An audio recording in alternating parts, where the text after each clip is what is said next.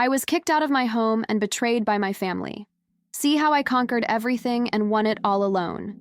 I never thought I'd make it this far. When I look back, it feels like I've lived two lives in one. My name is Lena, I'm 32 years old, and I've spent most of my life struggling to prove my worth. I grew up in a home that, to others, seemed perfect, but to me was an emotional minefield. My mother, Margaret, always had a clear preference for my younger sister, Veronica, and I learned early on that my opinions, my dreams, my achievements were invisible to her. I remember times when she ignored me or minimized my efforts, while placing Veronica on a pedestal. My father, Richard, always tried to support me, but after the divorce, he withdrew, manipulated by my mother's words. At 18, I was kicked out of my home and, without fully understanding, found myself completely alone, with my identity being used in frauds I couldn't even imagine. The feeling of abandonment was overwhelming. It felt like the ground was falling away beneath my feet, and all the effort of growing up in a secure family had been an illusion. I felt anger, sadness, fear of never being enough, and a loneliness that physically ached, as if my chest were constantly compressed. I spent weeks without proper sleep, wondering how to rebuild my life from scratch, without any real support. The moment that changed everything was when I realized no one would come to save me. The life I knew, the home, the family ties, were gone. I spent weeks wondering if it was worth trying, if I could ever trust anyone again, if I would ever feel like I belonged. Each night was a torment, filled with memories of rejection and humiliation. My first attempts at work were painful. I had no money, no references, and no emotional stability. I had to learn to pay my bills, deal with bureaucracy, and still maintain my sanity. I remember feeling an intense anger, burning my hands and chest, mixed with fear. Fear of failure. Fear of repeating patterns I didn't want for myself. With every step, I fell, hurt myself, got up, cried, tried again. It was an internal war. My brain told me I would never be enough, while my heart insisted I deserved a chance at happiness. It was during this painful process that I realized something crucial. If I wanted to survive, I needed to take control of my own story. At first, it seemed impossible. I worked jobs I didn't like, faced discrimination, felt undervalued, but I learned that every mistake was a lesson, and every fall made me stronger. I felt exhausted. My body carried tension, my hands shook with nerves, my heart raced every time something went wrong. But there was one day when something clicked. Looking at my work-calloused hands, I realized that everything I needed was within me. There was no external hero, no magical salvation, just me. And this realization brought me fear and hope at the same time. Fear of the struggle that lay ahead, but hope that I could finally write my own story. I began investing in knowledge, programming courses, reading about entrepreneurship, learning how to deal with money and people. Every small achievement seemed impossible until I achieved it. Every bill payment, every project completed, every piece of code working was proof that I could. For years, I lived in a constant conflict between fear and determination. There were days when anger returned with a vengeance, remembering my family's humiliation, Margaret's manipulations, Veronica's favoritism, my father's distance.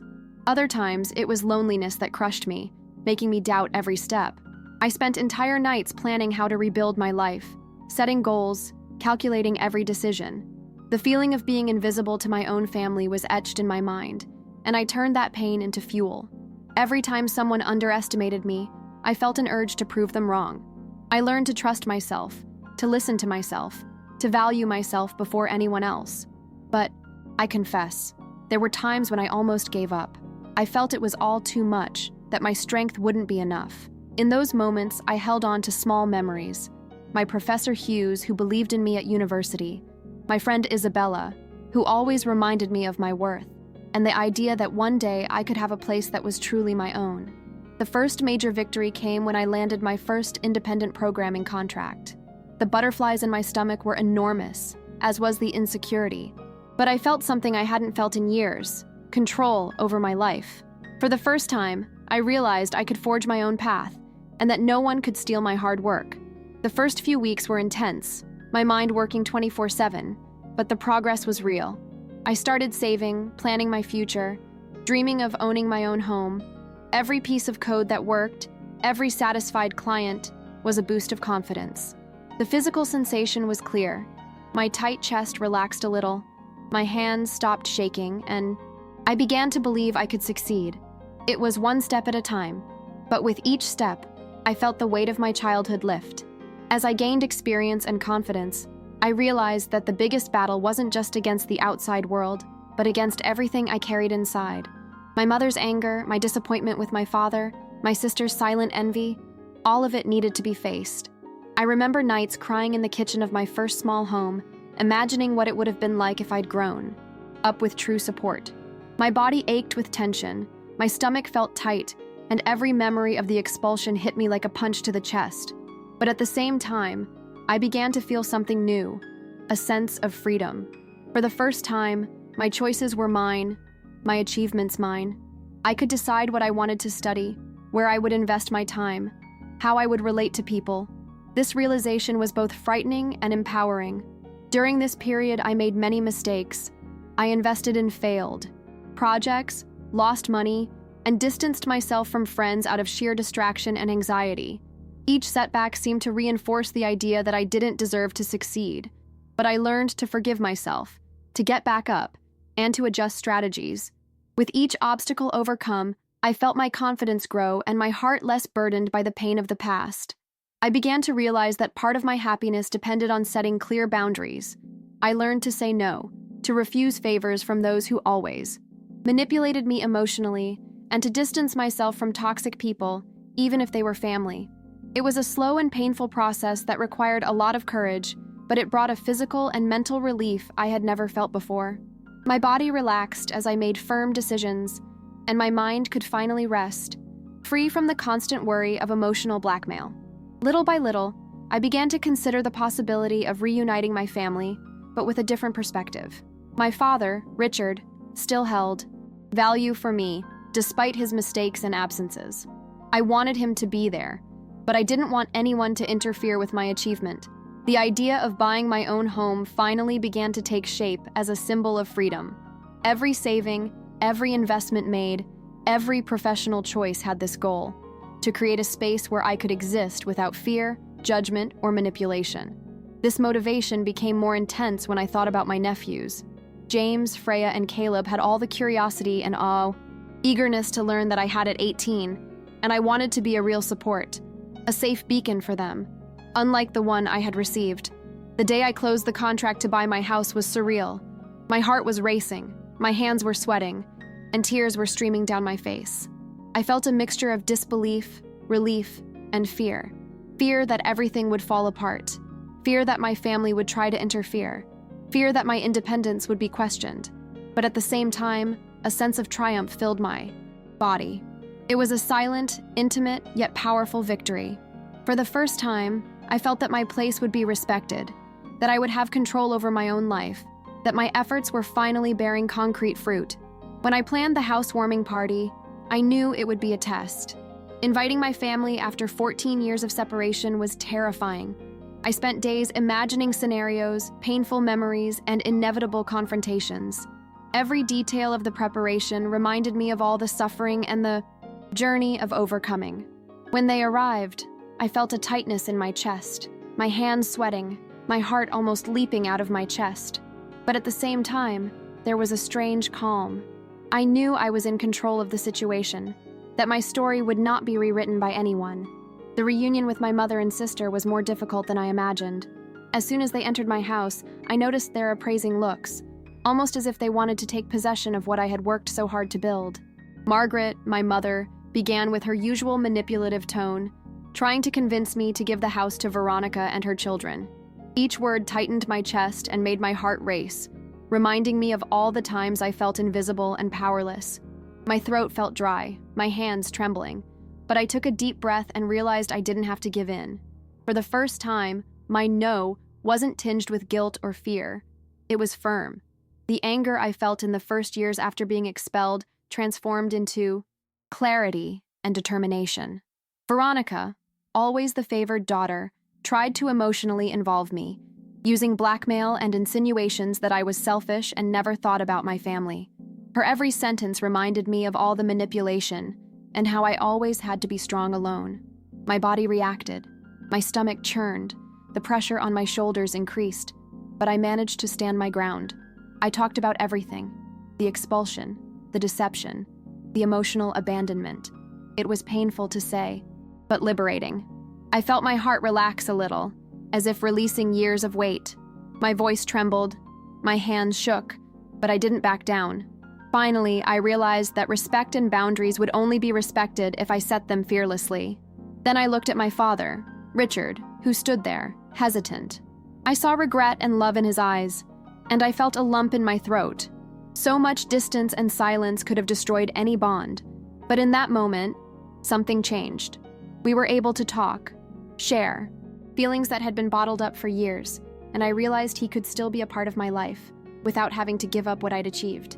My heart pounded, but in a different way, with hope. Finally, I felt I could choose the people who would have space in my life and how those bonds would be built. My attention turned to my nephews. James, Freya, and Caleb were amazed by the house, curious about every detail, but also vulnerable to the tensions between the adults. I saw the admiration for me in their eyes, and I felt an enormous responsibility.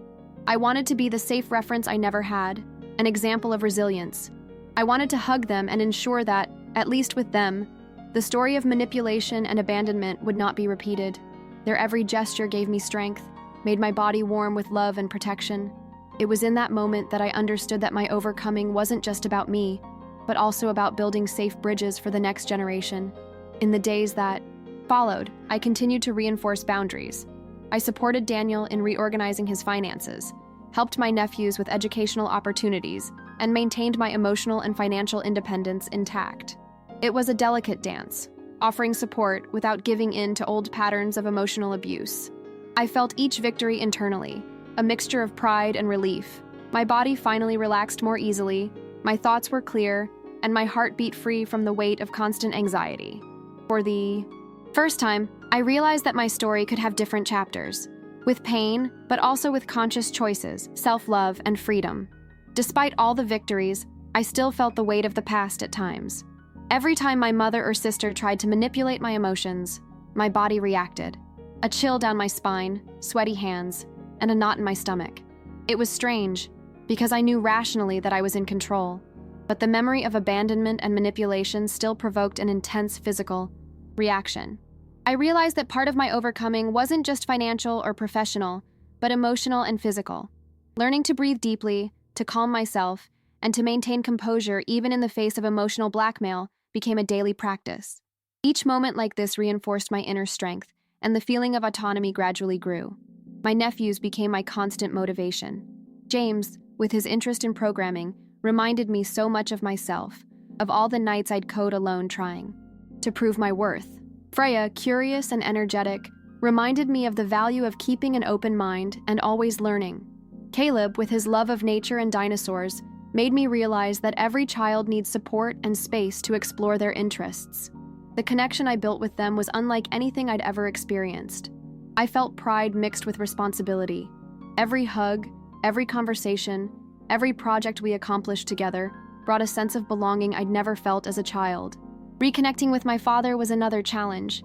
He carried guilt and insecurity about his estrangement, and I had to learn to separate the past from the present.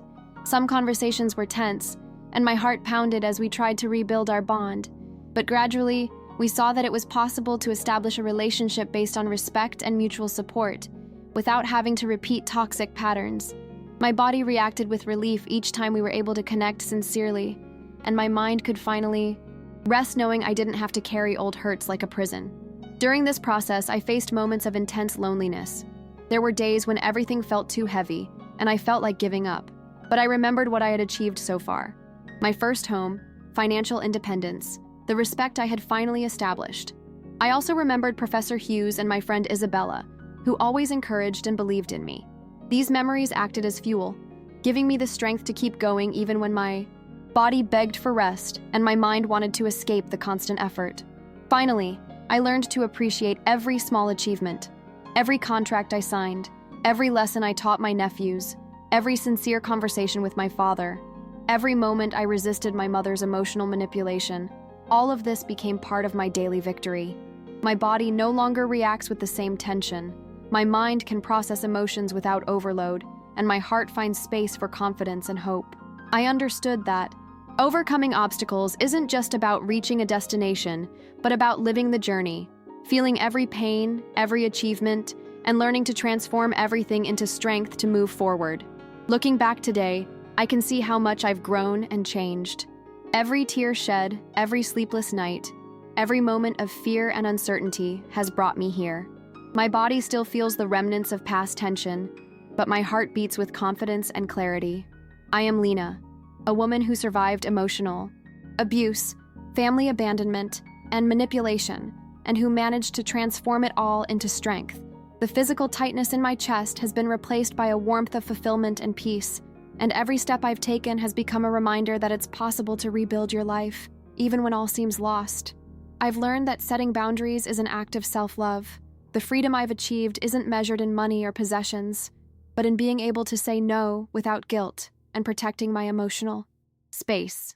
Supporting my nephews, without giving in to my mother and sister's toxic patterns, has given me the most intense sense of purpose I've ever felt. Every smile they give, every shared discovery, is concrete proof that my story of overcoming extends beyond me. My mind can finally process the pain of the past without it paralyzing me, and my body reacts with ease, almost as if I can breathe deeply for the first time. Reconnecting with my father also brought unexpected healing. We were able to rebuild our relationship without idealizations, but with sincerity and respect. I realized that not all bonds need to be perfect to be meaningful. My body reacts calmly during our conversations, and my heart feels renewed confidence. It's a constant reminder that it's possible to redefine relationships, as long as your own emotional well-being is the priority. I learned that love isn't about giving up on yourself, but about coexisting with others in a healthy way. Today, I know that my victory isn't just about buying my dream home or achieving financial independence. It's about the ability to face old pain, transform scars into learning, and build a safe space for myself and those I love. My body feels strong, my mind clear, and my heart hopeful. Every step I've taken, every internal and external struggle, has contributed to me becoming who I am today. It's not perfect, but it's real, authentic, and mine. And that's what makes my story of overcoming true. For those reading this, I want you to know it is possible to bounce back, even when all seems lost. The pain doesn't disappear completely, but it can be transformed into strength. Emotional freedom, self-respect, and autonomy are real, tangible achievements that anyone can achieve with determination, patience, and self-love. I am living proof that, even after manipulation, abandonment, and hardship, there is a path. A painful path, but one that leads to fulfillment, peace, and the ability to live fully. And I can finally say, I am living my life, my way, with my whole heart.